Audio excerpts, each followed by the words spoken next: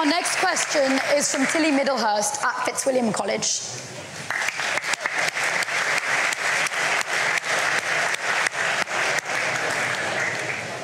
So I'm a feminist.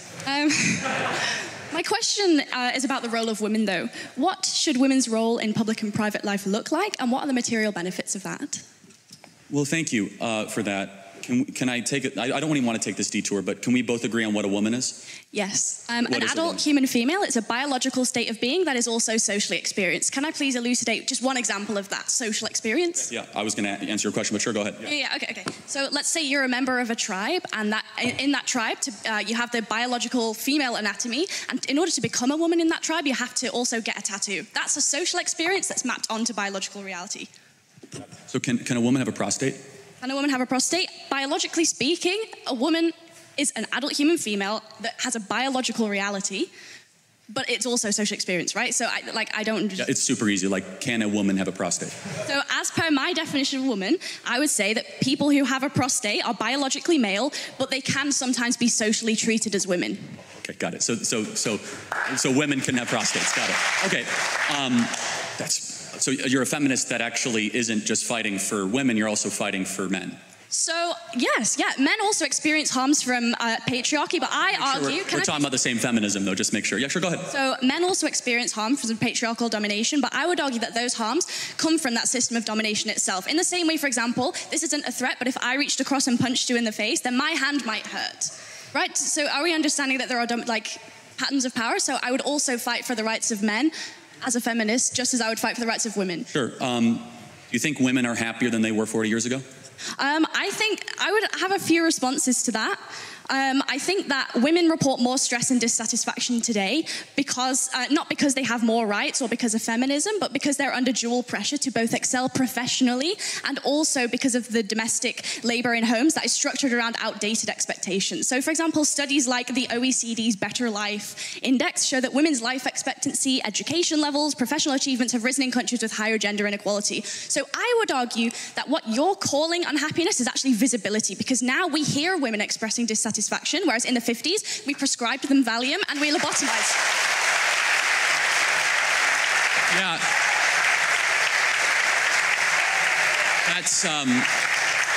That's really rich. I didn't know women not to complain 50 years ago. That's funny. We've always been... No, hold on a second. Why are suicide rates going up more for women? I think that encourages... Forget complaining. Materially, women are killing themselves more. Why is that?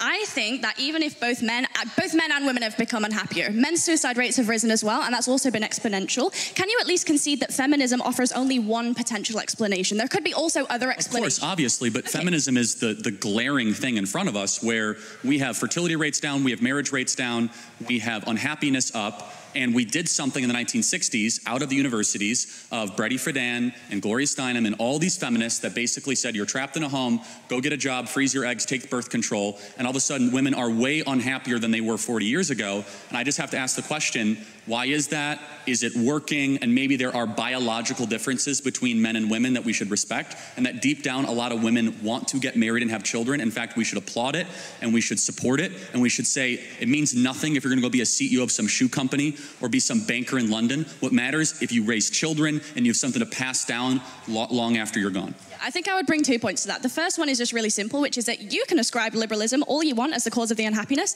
I would argue something else. I would say that it's certain economic policy that has very little to do with the social acceptance of alternative lifestyles. I would say that we can recognize that income inequality across a vast swathe of Western countries has increased, which causes all kinds of social ills, a lack of social cohesion, housing price growth doesn't correspond with wage growth, monopolies increasingly become kind of emboldened to interfere with politics, and monopolies don't prioritize social health either. I think that those offer more compelling reasons for a decline in happiness than an increase in freedoms, because just one more thing, on an intuitive basis, generally speaking, people want more freedom, not less. Okay, so if that's true, why is it, do you agree that the happiest women of the West are married with kids? I would have to look into it, but I think there are certain... And objectively, we know that, right? The women with kids are not the ones tearing down statues, right? They're the ones that actually have obligations. Does tearing down statues correspond to some kind of smiles per capita data set that I wasn't aware of? Again, it's like, it's a little bit of a one-liner. The happy and the grateful. The happy and the grateful usually don't go burn down Wendy's in their spare time, of which we saw in our country all throughout a single summer. But as a side note, you would agree, objectively, study after study, survey after survey, that the women of the West that are married and have children, especially a lot of children, are far happier than even the ones that earn more money correlated at the same age. So I also don't think that happiness is a very good metric, and neither do you, because you think gay people shouldn't just pursue happiness by being gay. They have other moralistic considerations to be making. So I don't think smiles per capita is a particularly convincing way to measure whether or not we should encourage women to be autonomous. I think we should maximize agency within a fair system that has reasonable parameters because it's expedient, it's good for the economy, it's logical, it's the moral thing, because if we can't prove the material harms, we shouldn't discourage it. And also, self-reported studies is a really flawed way to do psychology. It's the week before my university exams right now, and I'm standing here explaining the basic methodology behind survey collection in sociology, which you don't even think is a real subject, to Charlie Kirk. If I took one of those surveys right now, I'd check extremely miserable. But so would a Palestinian child who's been torn to smithereens. How are we going to measure? You would say extremely miserable? No, I'm kind of making a joke. No, I mean, but seriously, like, but hold on. I mean, like, that's an important point, though, is that the women in the West have it the best in the world, and yet they're way unhappier than women of sub-Saharan Africa. There's something fundamentally wrong here. Because the women of sub-Saharan Africa have something that a lot of women in the West do not have. The women in the West have cats, and they have good jobs. And the women of sub-Saharan Africa, they have a belief in the divine, and they have kids. And maybe there's a biological undercurrent that is keeping a lot of women from realizing their full potential. And so without reading your phone and just, like, you know, connecting. I'm not really reading my phone. Well, it's fine. Sure, then you can answer without it. Fair enough. Would you agree that it's a good thing that more women get married and have children in the West? I would ask you, would you say that a sub-Saharan African woman who's experienced female genital mutilation and checks extremely happy in a survey, and I also would check extremely happy in a survey, who do you think would be objectively more happy, even if they both check the same answer? No, again, so I fully, if you want to talk about how Islam mistreats women, we could talk all day long. Like, I'm all for that. Me too. Okay, good. So we agree. Yeah, absolutely. We actually have agreement. Many things. Then we should shut off Muslim immigration to the UK, right? We totally agree. I think that all religious fundamentalism is bad, and if you take that logic, we should also not allow evangelical Christians into the UK either. Hold on. So hold on a second. Hold on. That's funny. Hold on. Can you show me a single... Show me, what would your example, because I have 50, of a single Christian country that you would say mistreats women, right? America. Oh, really? Yes. We had a female woman vice president. We had a female vice president, a female speaker of the House. Women earn more than men in America. In Rwanda, female representation in government supersedes the UK by quite a lot. Did women get treated better in Rwanda? Okay, I might be super off this. Like, is Rwanda Islamic? Like, I'm not totally sure. I don't think it is. Like, is it? Like, I don't know, actually.